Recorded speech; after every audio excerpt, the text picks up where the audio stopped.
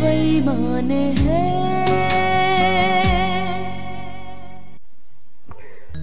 फजील के सामने फजूल बातें करके उसको उलझा क्यों रही हो? फजील कोई बच्चा तो है नहीं, बड़ा हो रहा है। उसकी माँ के साथ अगर ज्यादती होगी तो सवाल तो करेगा।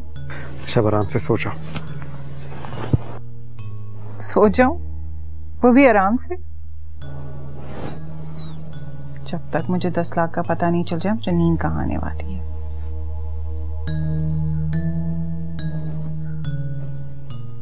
वैसे ये 10 लाख अकाउंट से गए कहाँ? जहन्नुम में। वो लड़की इतनी महंगी ज्वेलरी क्यों लेके आई थी? अगली दफा आएगी ना तुम खुद पूछ लेना उससे। अच्छा, मैं आपके मुंह से सुनना चाहती हूँ शेर यार। मेरे मुंह से क्यों सुनना चाहती हो? सोने से पहले क्या जरूरी है कि हम लड़ें?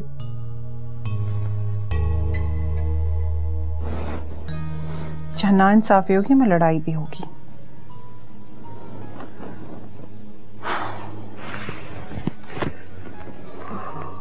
अगर मेरे साथ जिंदगी गुजारना इतना मुश्किल है तो हम अपने रास्ते अलग क्यों नहीं कर लेते? वाह, बड़ा आसान तरीका सोचा है आपने। आप क्या समझते हैं मैं चली जाऊंगी ऐसे ही डिवोर्स लेके?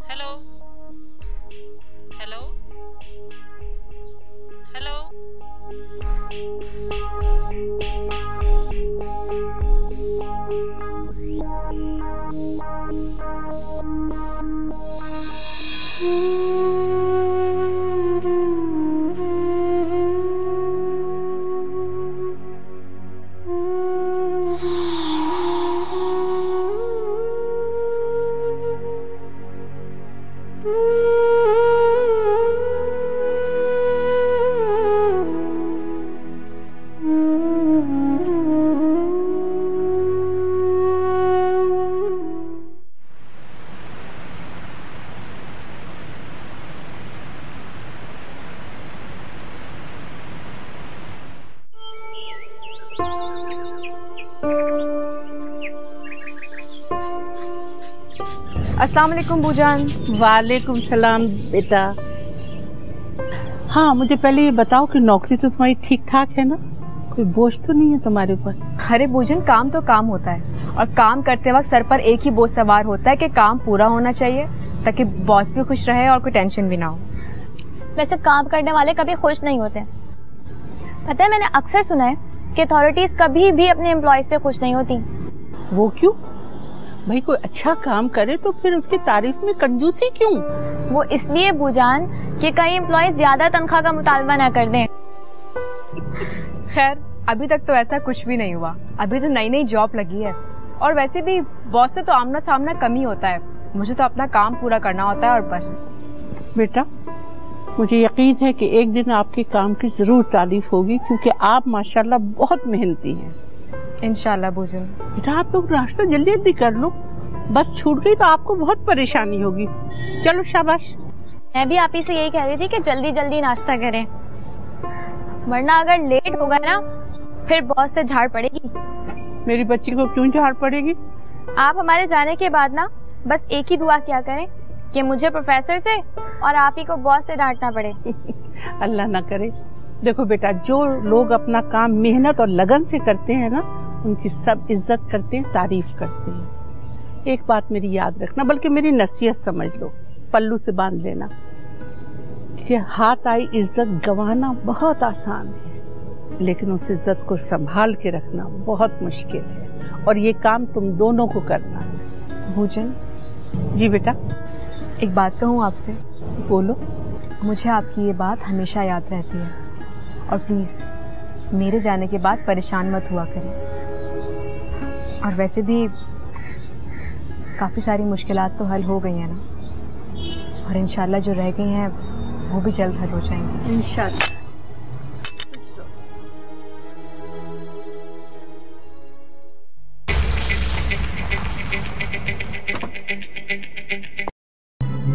फजील मेरे शौहर का बेटा है, इसलिए मेरी जात का भी हिस्सा है। मेरा सारा प्यार, मेरी मोहब्बत उसके लिए इसलिए है कि वो भी महसूस करे कि उसका घर है, माँ बाप है। बहुत बहुत शुक्रिया, लेकिन मुझे लगता है कि बात अभी कुछ बाकी है, पूरी नहीं हुई। शहरयार ने कभी भी अपने मुंह से नहीं कहा कि वो दूसरी शादी करना चाहता है, गलती से भी नहीं, लेकिन उसकी तब्दीलियां मैंने अपने खून में महसूस की थी। इसलिए अपनी अना, अपनी इज्जत, अपना भरम सब एक तरफ रख के मैंने उसे कहा कि वो दूसरी शादी कर ले। मैं आपकी बात समझी नहीं। मैं उनके अंदर होने वाली तब्दीलियों को महसूस कर रही हूँ, आहटें सुन रही हूँ। तुम पर एक लम्हे के लिए अपनी अना से निकलो, बीवी बनकर उन तब्दीलियों को महसूस करो, आहटों को सुन लो। अभी तक सब कुछ हाथ में है, मगर मैं आपकी तरह खाली नहीं हूँ। मैं एक औलाद की माँ हूँ। तुम तो मुझसे भी ज्यादा खाली हो, क्योंकि एक जवान बेटे की माँ होने के बावजूद भी उस शख्स का एतबार ही नहीं है तुम्हारे पास। मेरी तरफ से कहीं और जाना शहरयार के लिए मुश्किल था, लेकिन तुम्हारे पास से कहीं और जाना इतना मुश्किल नहीं है। मैं फजील की खातिर तुमसे बात कर रही हूँ, समझा रही हूँ।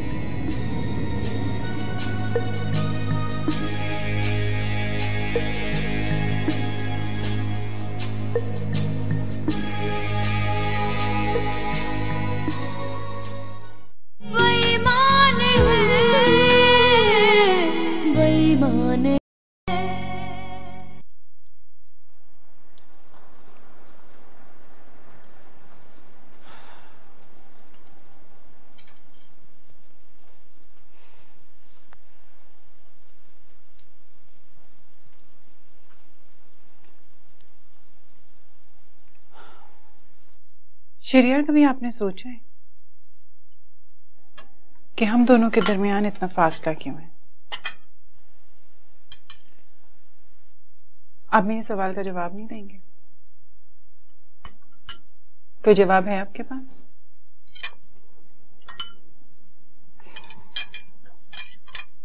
मैंने तो सोचा था कि जो शख्स अपनी पहली बीवी से मायूस होकर मेरे पास आ रहा है जरूर मेरा होगा। ये मेरी गलतफहमी थी।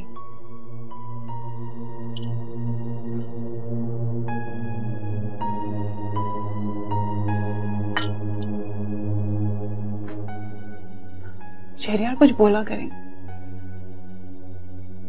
एक बार ही इस जंग को खत्म कर दें। आपकी खामोशी एक खुली जंग से ज्यादा खौफनाक है। मेरे सोचने के लिए तो बहुत कुछ है, कभी खुद सोचने के लिए वक्त निकाल लिया करो।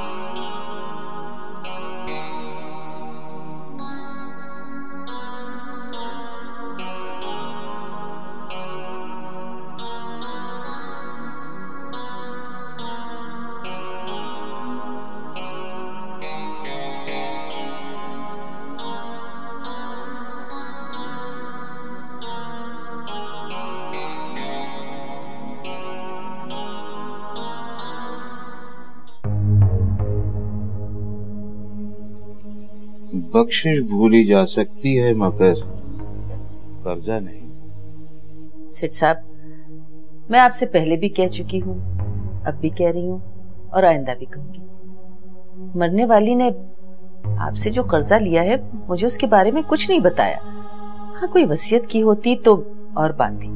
अब यहाँ मेरे दरवाजे पे 10 लोग आके ये कहें कि मरने वाली उनसे पैसे लेके खा गई, तो मैं क्या कर सकती हूँ?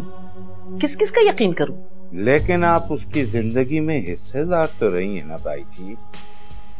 मरूमा का आपके और फारिया के सिवा कोई नहीं था। मरूमा बेहिसाब दौलत छोड़कर मरी है।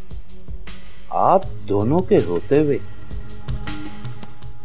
वो इतनी सारी दौलत ट्रस्ट के नाम तो नहीं कर जाएगी ना?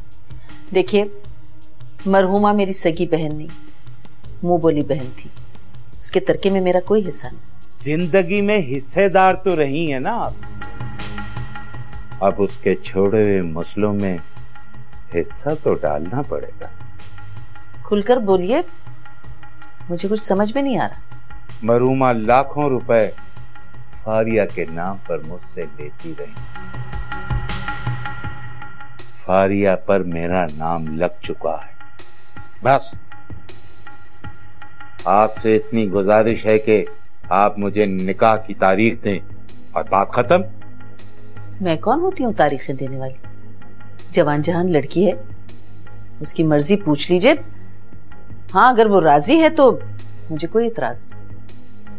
मुझे उसकी रजामंदी या इनकार से कोई गर्ज नहीं। मेरा नाम उसके साथ लग चुका है। उसकी मां को मैंने एडवांस दिया है। 1 लाख नहीं, 2 लाख नहीं, पूरे 25 लाख। 25 लाख रुपए? हमने तो कभी ना देखे और ना कभी छुए।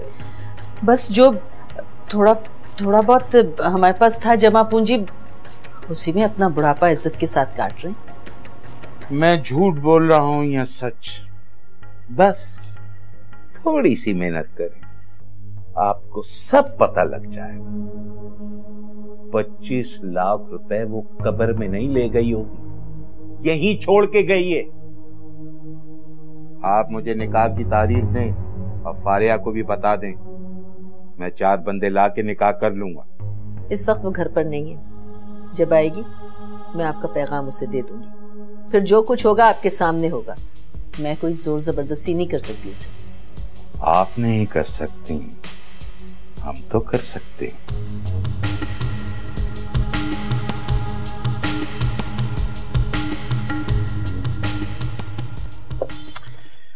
ये फाइल आप रख लीजिए, बल्कि पढ़ भी लीजिएगा। इतने पढ़े लिखे होते तो हम यहाँ होते। आप फिर तहरीन से पढ़वा लीजिएगा। कहाँ है वो, बुलवाइए जरा। इस वक्त तहरीम घर में? अरे बेटा, वो तो शाम को आती है और टूटी हुई शाख की तरह आन के गिर जाती है। कहाँ जाती है वो? आपको बताया तो था, उसने नौकरी कर ली। अच्छा, ठीक है, जब वो आए तो उससे आप पढ़वा लीजिएगा। बैरिस्टर साहब, हम आपका एहसान कभी भी नहीं उतार सकेंगे। हमारी इज्जत अल्लाह ने आपके वसीले से बचाई, वरना रुसवाई तो 2 कदम के फासले पे खड़ी थी। ऐसा न कहिए, वसीले तो खुदा बनाता है। रही एहसान की बात, तो जलाल मेरा बहुत नजदीकी दोस्त था। तो बस समझिए कि मैं दोस्ती का कर्ज उतार रहा हूं और कुछ नहीं। अल्लाह आपको जीता रखे, खुश रखे।